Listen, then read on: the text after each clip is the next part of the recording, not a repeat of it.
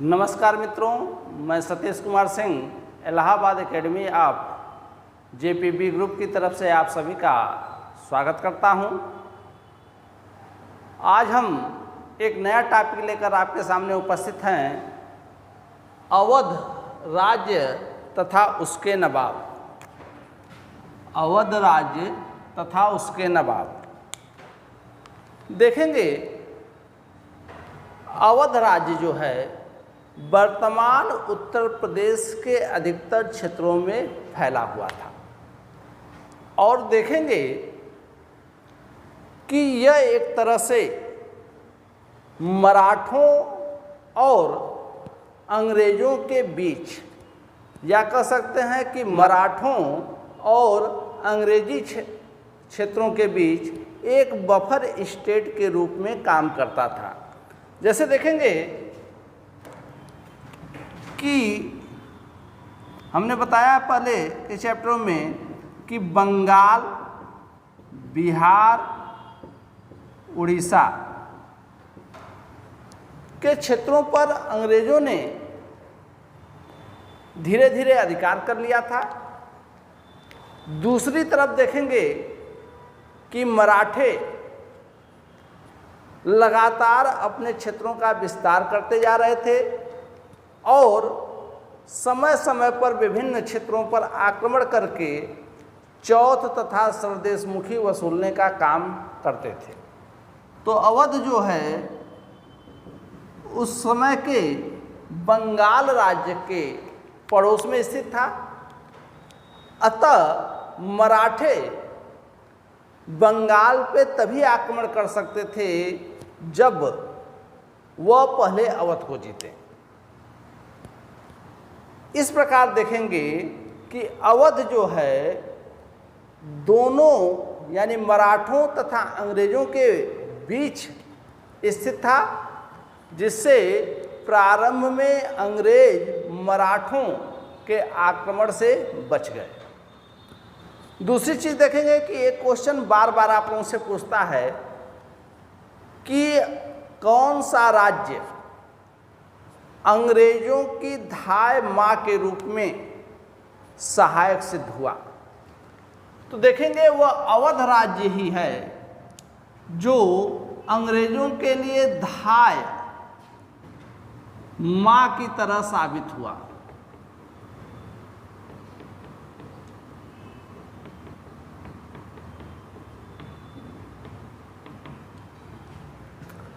अब प्रश्न यह आता है कि अवध राज्य की स्थापना कैसे हुई और इसका संस्थापक कौन था। तो देखेंगे सआदत खां। हम जब उत्तरकालीन मुगल शासक पढ़ा रहे थे तो आप लोगों को बताया था कि मुसलमानों के कई गुट हो चुके थे और उन गुटों में सआदत खां भी शामिल था। बात है 1722 ईस्वी की। 1722 ईस्वी में मुगल बादशाह है मोहम्मद शाह रंगीला। मोहम्मद शाह रंगीला ने सआदत खां को अवध क्षेत्र का सूबेदार बनाया। लेकिन देखेंगे कि उस समय जैसी परिस्थितियां थी मुगल शासन की, उसका फायदा सआदत खां भी उठाएगा। सआदत खां ने सूबेदार बनते ही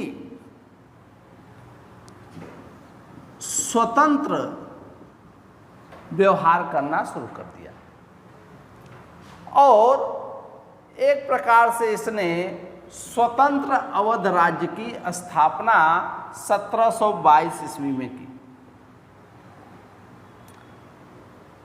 स्वतंत्र राज्य की स्थापना करते समय इसने फैजाबाद यानी वर्तमान अयोध्या को अपनी राजधानी बनाई। देखेंगे कि इतिहास में क्वेश्चन वहीं से बनते हैं जब कोई नया काम हो या कोई युद्ध हो या कोई नया समझौता हो। यहाँ देखेंगे कि अवध राज्य से क्वेश्चन बहुत कम बनते हैं, क्योंकि इन्होंने कोई विशेष युद्ध या राज्य विस्तार के लिए कोई विशेष संघर्ष की नीति नहीं अपनाई और जो भी क्षेत्र था उस पर शासन करके ही ये लोग संतुष्ट थे। यहाँ सआदत खां ने स्वतंत्र राज्य की स्थापना की, फैजाबाद को राजधानी बनाई, लेकिन अपने क्षेत्र में 1723 ईस्वी में इसने नया राजस्व बंदोबस्त व्यवस्था लागू की, जिसके तहत इसने किसानों को सुरक्षा दी और जमींदारों द्वारा किए जा रहे शोषण से किसानों का बचाव किया। देखेंगे, हमने आपको बताया था उत्तरकालीन मुगल शासक पढ़ाते समय 1739 ईस्वी में भारत पर ईरान के शासक नादिर शाह ने आक्रमण किया और नादिर शाह तथा मुगल बादशाह मोहम्मद शाह रंगीला के बीच एक युद्ध हुआ, जिसे करनाल का युद्ध कहा जाता है। हमने आपको यह भी बताया था कि करनाल के युद्ध में नादिर शाह ने मुगलों को पराजित कर दिया। उसके बाद मुगलों और नादिर शाह के बीच समझौता हुआ, लेकिन उसमें हस्तक्षेप किया सआदत खां ने। हमने आपको वहाँ बताया था कि सआदत खां नादिर शाह से मिल जाएगा और उसको दिल्ली पर आक्रमण करने के लिए प्रोत्साहित करेगा। और जब नादिर शाह ने दिल्ली पर आक्रमण कर अधिकार कर लिया, तो जैसा कि सआदत खां ने उसको दिल्ली पर आक्रमण करने के लिए प्रोत्साहित करने के लिए कहा था कि यदि आप दिल्ली पर आक्रमण करेंगे तो 20 करोड़ रुपए मिलेंगे, नादिर शाह ने सआदत खां को कहा कि 20 करोड़ रुपए तुम लाओ। सआदत खां जानता था कि तत्कालीन मुगल साम्राज्य की आर्थिक स्थिति सही नहीं है और 20 करोड़ रुपए देना संभव नहीं है, और सआदत खां ये भी जानता था कि अगर 20 करोड़ रुपए हम नहीं देंगे तो नादिर शाह, जो कि एक क्रूर व्यवहार का शासक था, वह सआदत खां को बुरी तरह मौत की सजा देगा। अतः नादिर शाह के प्रकोप से बचने के लिए सआदत खां यानी अवध के नवाब सआदत खां ने 1739 ईस्वी में जहर खाकर आत्महत्या कर ली और इसी के साथ सआदत खां की कहानी खत्म हो गई। यहाँ देखेंगे क्वेश्चन के तौर पे कई बार पूछा है कि अवध राज्य की प्रारंभिक राजधानी कहाँ थी, तो फैजाबाद थी। अवध के स्वतंत्र राज्य की स्थापना किसने की, तो सआदत खां ने की। अवध के किस नवाब ने जहर खाकर आत्महत्या कर ली, तो सआदत खां ने। देखेंगे सआदत खां की मृत्यु के बाद इसका भतीजा और दामाद सफदरजंग अवध का नवाब बनेगा, जो 1739 ईस्वी से 1754 ईस्वी तक अवध का नवाब रहेगा। सफदरजंग को तत्कालीन मुगल बादशाह मोहम्मद शाह रंगीला ने एक फरमान के द्वारा अवध का नवाब बनाया। देखेंगे सफदरजंग अवध का एक आदर्श नवाब माना जाता है। आदर्श नवाब माना जाता है क्योंकि इसने जो व्यवहार किया, जिस तरह शासन किया, वह अपने आप में काफ़ी महत्वपूर्ण था। सफदरजंग ने अपने राज्य की शांति और सुरक्षा के लिए मराठों से मित्रता स्थापित की और अपने राज्य पर मराठों से होने वाले आक्रमण से बचाया। दूसरी तरफ देखेंगे कि सफदरजंग ने अवध क्षेत्र में एक उचित न्याय व्यवस्था का प्रबंध किया, जिससे कि सबको सही समय पर सही तरीके से न्याय मिल सके। दूसरी तरफ देखेंगे कि सफदरजंग ने अपने प्रशासन में लोगों को पद देने के संबंध में कोई भेदभाव नहीं किया, यानी हिंदू मुसलमानों के बीच कोई भेदभाव नहीं किया और एक हिंदू व्यक्ति महाराजा नवाब राय को अपने राज्य में उच्च पद पर नियुक्त किया।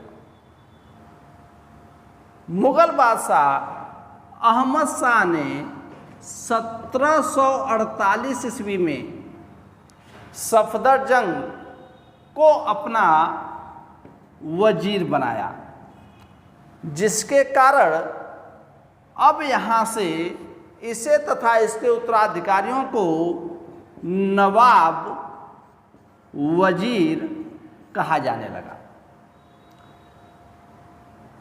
देखेंगे कि सफदरजंग ने ही सबसे पहले लखनऊ के विकास पर ध्यान देना शुरू किया और जो लखनवी संस्कृत का विकास हुआ उसकी शुरुआत सफदरजंग के समय से ही हो गई थी। 1754 ईस्वी में सफदरजंग की मृत्यु हो गई।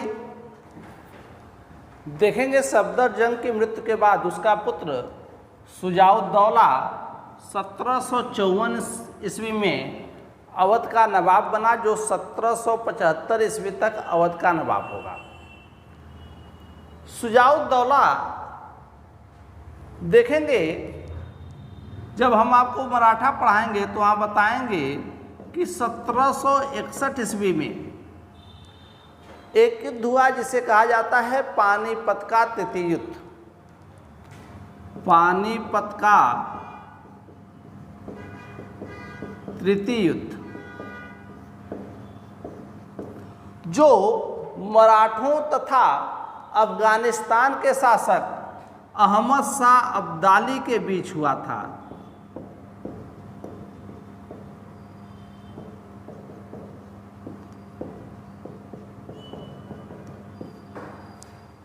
इस युद्ध में शुजाउद्दौला ने मराठों का साथ न देकर इसने अहमद शाह अब्दाली का साथ दिया था, क्योंकि शुजाउद्दौला मराठों से इस बात से नाराज था कि मराठे समय समय पर अवध राज्य पर आक्रमण करते हैं।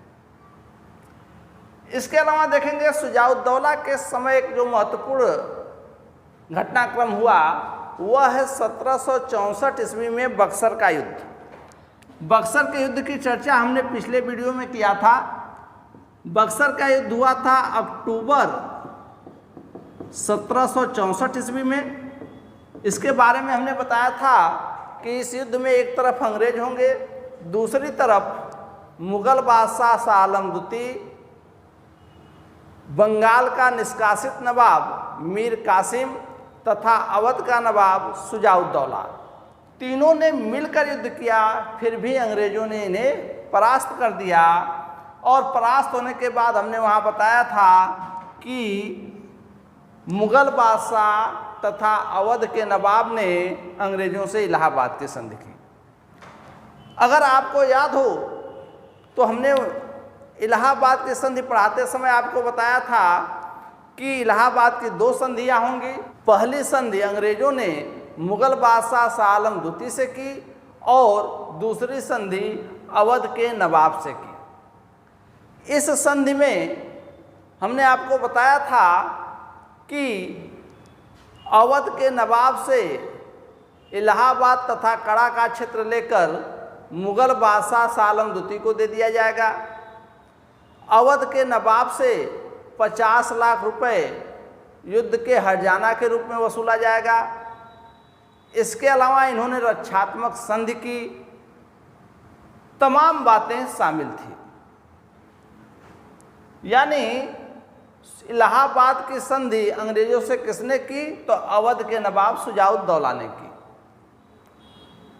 इलाहाबाद की संधि के अलावा देखेंगे कि 1773 ईस्वी में अंग्रेजों से शुजाउद्दौला ने एक संधि और की, जिसे कहा जाता है बनारस की संधि। बनारस की संधि में दो मुख्य शर्तें शामिल थी। देखेंगे कि यहाँ अंग्रेजों ने बड़ी ही चालाकी से काम किया और इस बनारस की संधि के तहत जो इलाहाबाद और कड़ा का क्षेत्र कभी अवध के नवाब से लेकर इलाहाबाद की संधि के तहत मुगल बादशाह को दी गई थी, वह क्षेत्र यानी इलाहाबाद और कड़ा के क्षेत्र इस बनारस की संधि के तहत अंग्रेज एक बार पुनः 50 लाख रुपए लेकर अवध के नवाब को बेच देंगे। अब यहां देखिए, कहा जाता है कि आम के आम गुठलियों के दाम, यानी दोहरा लाभ। अब सोचिए कि जो क्षेत्र इलाहाबाद की संधि के तहत अंग्रेजों ने नवाब से लिया था, जो क्षेत्र अवध के नवाब का ही था, वह क्षेत्र ठीक 8 साल बाद यानी 1773 ईस्वी में अवध के नवाब को दिया तो जा रहा है, लेकिन उसके बदले अंग्रेज क्या ले रहे हैं? 50 लाख रुपए। इन्हीं की चीज इनको 50 लाख रुपए में दी जा रही है। इसी से आप समझ सकते हैं कि अंग्रेज कितने चालाक थे और कितने शातिर दिमाग के थे। दूसरी शर्त जो बनारस की संधि में थी वह यह थी कि अवध के नवाब ने रुहेलों के विरुद्ध, यानी रुहेलखंड राज्य जो कि वर्तमान रामपुर, बरेली तथा आसपास के क्षेत्रों में विस्तृत था, उस रुहेलखंड राज्य के विरुद्ध अवध के नवाब शुजाउद्दौला ने कंपनी यानी अंग्रेजों से सहयोग मांगा और कहा कि अगर रुहेलों के विरुद्ध आप मेरी सहायता करेंगे तो हम आपको 40 लाख रुपए देंगे। यानी एक तरह से 50 लाख रुपए यह जोड़ा जाए, 40 लाख रुपए यह जोड़ा जाए, तो इस बनारस की संधि के तहत 40 लाख रुपए अंग्रेजों को प्राप्त हो रहा है, जबकि इनका जा क्या रहा है? कुछ नहीं। रुहेलखंड राज्य पे भी आक्रमण करेंगे तो रुहेलखंड पे इनका कोई अधिकार नहीं था। यानी यहां अंग्रेज दोहरा लाभ कमा रहे हैं। इस बनारस की संधि से प्रभावित होकर, प्रोत्साहित होकर शुजाउद्दौला ने 1774 ईस्वी में रुहेलखंड राज्य पर आक्रमण कर दिया और यहाँ एक युद्ध होगा जिसे कहा जाता है मीरापुर कटरा का युद्ध, जिसे किसी किसी किताब में मीरनपुर कटरा का युद्ध भी लिखा हुआ है। तो मीरापुर कटरा का युद्ध कब हुआ? 1774 ईस्वी में हुआ।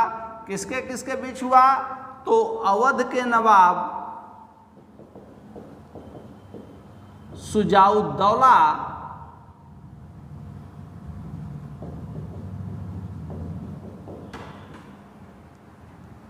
तथा रुहेला सरदार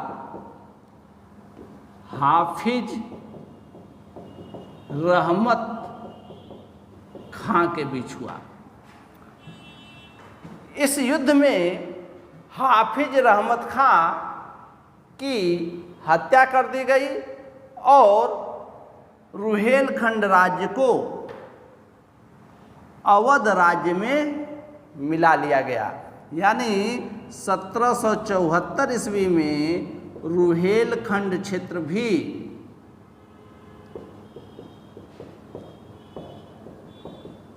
अवध राज्य में मिला लिया गया। इसके बाद देखेंगे कि 1775 ईस्वी में शुजाउद्दौला की मृत्यु हो गई। देखेंगे शुजाउद्दौला की मृत्यु के बाद आसफुद्दौला अवध का नवाब बना, जो 1775 ईस्वी से 1797 ईस्वी तक अवध का नवाब रहेगा।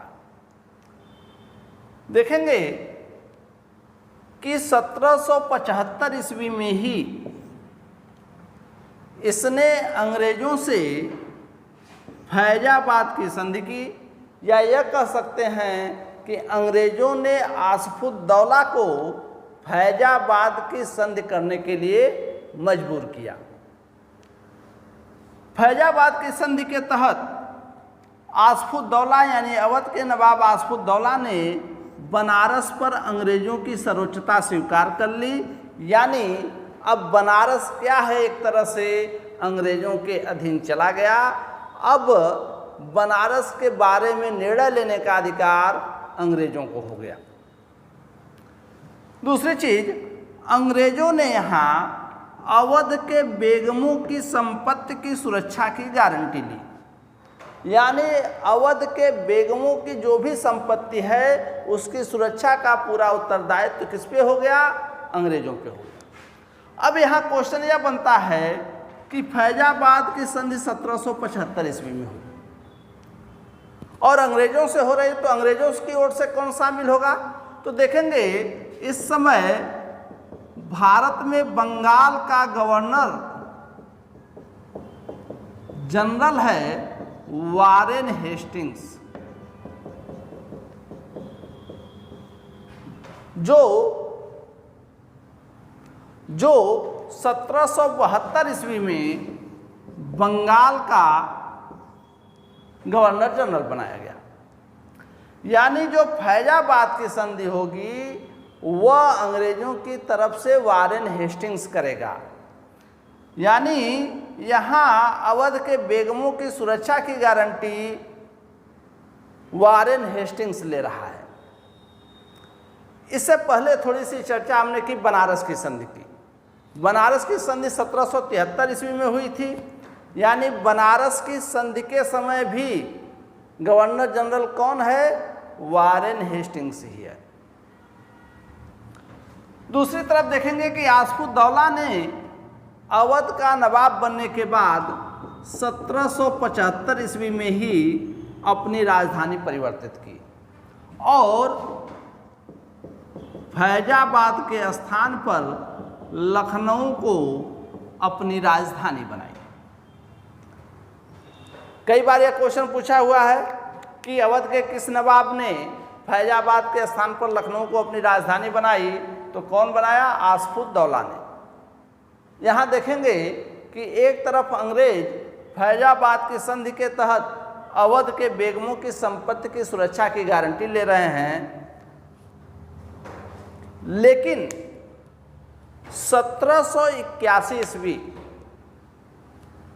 में अंग्रेजों को धन की बहुत आवश्यकता थी।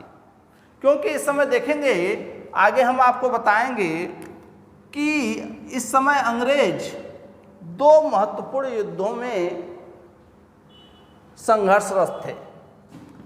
पहला युद्ध था प्रथम आंग्ल मराठा युद्ध, जो 1775 ईस्वी में प्रारंभ हुआ और 1782 ईस्वी तक चला। दूसरी तरफ देखेंगे, आगे हम बताएंगे, मैसूर राज्य पढ़ाएंगे, तो द्वितीय आंग्ल मैसूर युद्ध, जो 1780 में शुरू हुआ और 1784 ईस्वी तक चला। इन दो युद्धों में फंसे होने के कारण अंग्रेजों पर आर्थिक दबाव काफ़ी बढ़ रहा था और अंग्रेज़ों को पैसों की आवश्यकता थी। ऐसी स्थिति में वारेन हेस्टिंग्स ने अवध के नवाब आसफुद्दौला से पैसे की मांग की, क्योंकि अंग्रेज़ों का काफ़ी पैसा अवध राज्य पर बकाया था। जो पिछली संधियां हुई थीं, जो सुरक्षा का उत्तरदायित्व इन्होंने ले रखा था अवध राज्य की, उसके बदले जो अवध राज्य को पैसा देना चाहिए था वह नियमित यह नहीं दे पाए। लेकिन यहाँ जब वारेन हेस्टिंग्स ने आसफुद्दौला से पैसे की मांग की तो आसफुद्दौला ने कहा कि मेरे पास कुछ नहीं है, हमारे बाप दादा ने जो संपत्ति इकट्ठा की थी वह मेरी माँ और दादी के पास है। तब वारेन हेस्टिंग्स ने 1781 ईस्वी में जॉन मिडल्टन को भेजकर अवध के हरम में छापा मरवा दिया और अवध के बेगमों अर्थात आसफुद्दौला की माँ और दादी के पास जो भी पैसा था उसको छीन लिया।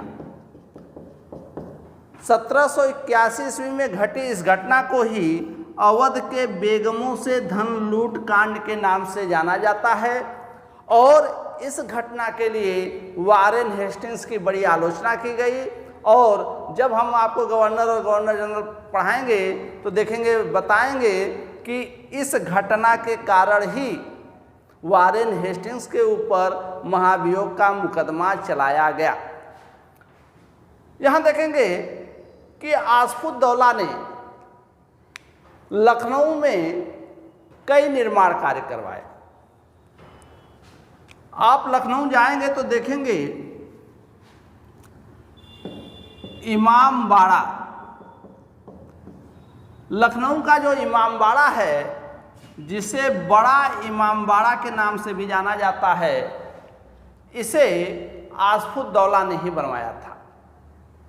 और इस इमाम बाड़े में ही भूलैया है, जिसके बारे में यह कहा जाता है कि सामान्य व्यक्ति इसमें एक तरफ से जाकर दूसरी तरफ से वापस नहीं आ सकता। इसके अलावा देखेंगे कि आसफुद्दौला ने लखनऊ में कैसर बाग का निर्माण करवाया। इसके साथ ही देखेंगे कि आप लखनऊ का जो रूमी दरवाज़ा है उसका निर्माण भी आसफुद्दौला ने ही करवाया था। रूमी दरवाज़ा को एक नाम से और जाना जाता है, रूमी दरवाज़ा को तुर्किश गेटवे कहा जाता है, तुर्किश गेटवे। तो देखेंगे आसफुद्दौला ने लखनऊ में इन सभी चीज़ों का निर्माण करवाया और 1797 ईस्वी में आसफुद्दौला की मृत्यु हो गई। देखेंगे आसफुद्दौला की मृत्यु के बाद वजीर अली 1797 से 98 ईस्वी तक अवध का नवाब बनेगा। इसने कोई ऐसा काम नहीं किया जिसको कि परीक्षाओं के दृष्टि से महत्वपूर्ण माना जाए, इसलिए इनके बारे में कुछ नहीं पढ़ना है। वजीर अली के बाद सआदत अली खां 1798 से 1814 ईस्वी तक अवध का नवाब रहा। देखेंगे कि सआदत अली खां ने 1801 ईस्वी में अंग्रेजों से सहायक संधि की। देखेंगे कि इस समय जो अंग्रेज गवर्नर जनरल है वह है लॉर्ड वेलेजली, और इसने सआदत अली खां को सहायक संधि करने के लिए बाध्य किया। सआदत अली खां ने राजा की उपाधि धारण की और राजा की उपाधि धारण करने वाला यह अवध का पहला नवाब था। इसके साथ ही देखेंगे कि सआदत अली खान ने लखनऊ में गोमती नदी के तट पर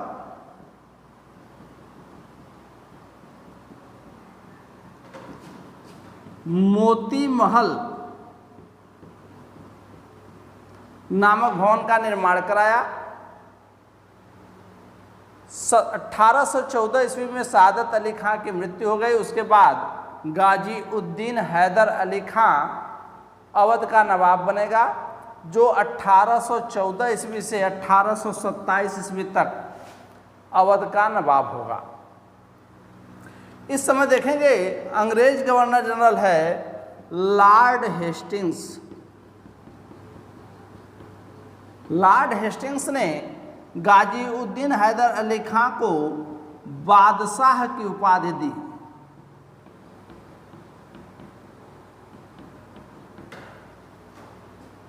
देखेंगे कि गाजी उद्दीन हैदर अली के बाद नासिरुद्दीन मोहम्मद अली 1827 से 42 ईस्वी तक अवध का नवाब रहा।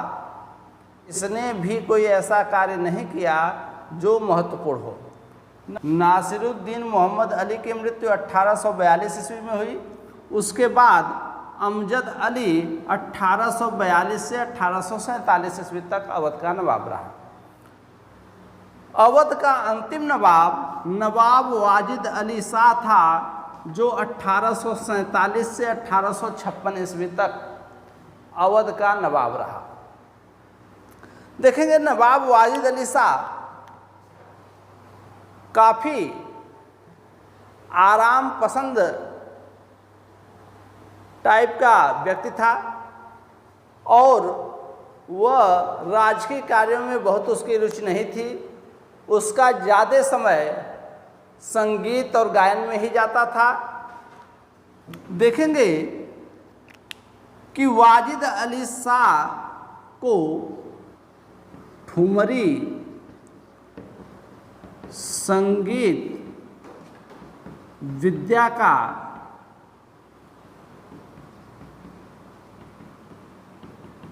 जन्मदाता माना जाता है। इसके राज दरबार में गीत संगीत के निरंतर कार्यक्रम होते रहते थे और उस क्रम में ही इसने ठुमरी संगीत का इजाद किया और तभी से हमारे यहाँ ठुमरी संगीत विद्या निरंतर आगे बढ़ रही है। देखेंगे कि ठुमरी को कथक के साथ, जो कथक नृत्य होता है उसके साथ मिलाप करके इसके दरबार में गाने की परंपरा शुरू की गई। इसके साथ ही देखेंगे कि गुलाबो, सिताबो नामक विशिष्ट शैली इसी के जीवन पर आधारित है या इसके जीवन से संबंधित है। यहाँ देखेंगे कि 1856 ईस्वी में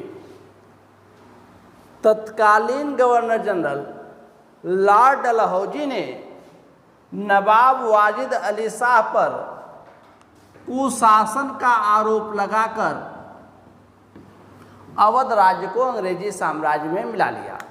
देखेंगे जब डलहौजी पढ़ेंगे तो जब डलहौजी भारत आया तो उसका एक ही उद्देश्य था कि किस तरह भारत में अंग्रेजी साम्राज्य का अधिक से अधिक विस्तार किया जाए। और अवध उस समय एक ऐसा बड़ा राज्य था जो अंग्रेजी साम्राज्य से बाहर था। अतः डलहौजी ने अवध को अंग्रेजी साम्राज्य में मिलाने की प्रक्रिया प्रारंभ की और इसके लिए इस डलहौजी ने अवध की शासन व्यवस्था को आधार बनाया। नवाब वाजिद अली शाह पर यह आरोप लगाया गया कि यह अवध की शासन व्यवस्था को सही तरीके से चलाने में असफल है। अगर देखा जाए तो 1801 ईस्वी में सहायक संधि के बाद लखनऊ की पूरी व्यवस्था एक तरह से अंग्रेज ही देख रहे थे और यहाँ की जो कानून व्यवस्था गड़बड़ हुई उसकी पूरी जिम्मेदारी अंग्रेज़ों की थी।